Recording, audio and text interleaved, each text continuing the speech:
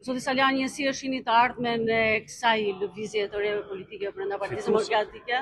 Fituese, siç edhe thash gjatë fjalës, Partia Demokratike sot nuk është siç ishte dje, pra nuk është siç ishte kur ne nisim të lëvizje. Sot Partia Demokratike është më gjallëruar, ka më shumë konkurrencë.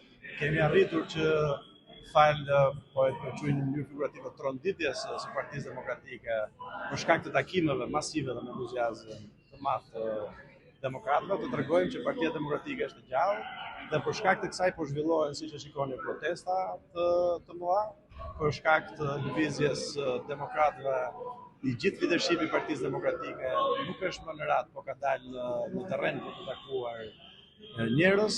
Partia Demokratike sot është një analizë dhe pa diskutim që lëvizja do të vazhdojë derisa të arrijë qëllimet e saj për të rikurdhëruar Partinë Demokratike dhe për ta bërë Partinë Demokratike një parti që bëhet fituese duke pasur besueshmërinë e demokratëve në radhë të parë dhe pastaj pa diskutim edhe të gjithë qytetarëve shqiptarë. Ju ndodheni këtu në Fier në një moment kur Partia Demokratike ndodhet pothuajse inekzistente dhe në një fazë me shumë fraksione dhe ku kërkohet tërheqja e zotit Luan Bashi. Mendoni se ky takim i sotëm do të jetë një lloj shkundjeje? Nuk më duket kështu, edhe ka disa faza përjashtimi këtu në Fier të personaliteteve të Partisë Demokratike. Unë besoj që bashkimi vjen duke marrë dhe duke vlerësuar çdo kontribut. Pra zoti Luan Bashi nuk ka ndonjë funksion në Partinë Demokratike të degës Fierit, kështu që nuk ka çai kërkojë ndërheqje, është deputet i zgjedhur, ka qenë kryetar i Partisë Demokratike dega Fier dhe ka kontributin e vet.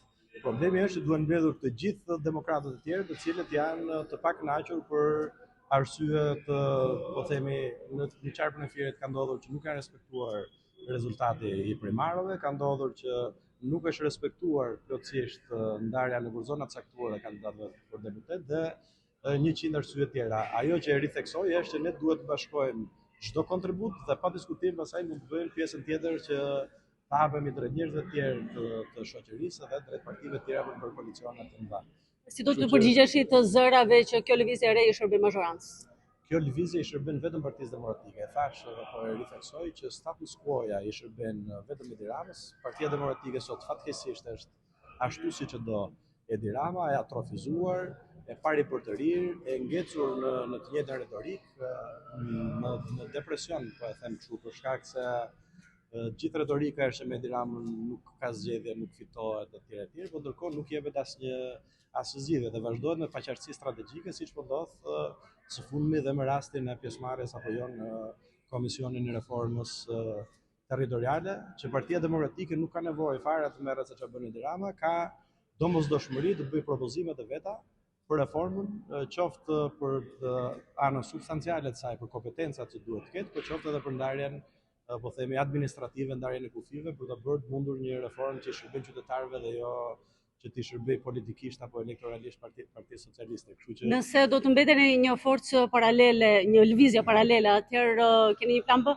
Unë jam vetëm në Partinë Demokratike, jam në lëvizje brenda Partisë Demokratike dhe lëvizjet në Partinë Demokratike vetëm i shërbejnë demokratëve. Takimi me demokratët duhet të jetë motoja që duhet udhëheq çdo personalitet Partinë Demokratike dhe jo ratia personale, jo interesat personale. Kështu që do të vazhdoj dhe nuk do të rriqem në asnjë moment deri në arritjen e të gjithë objektivave që kemi vendosur që nisim. Kështu që ju falenderoj shumë për vëmendjen edhe që pritet. Faleminderit.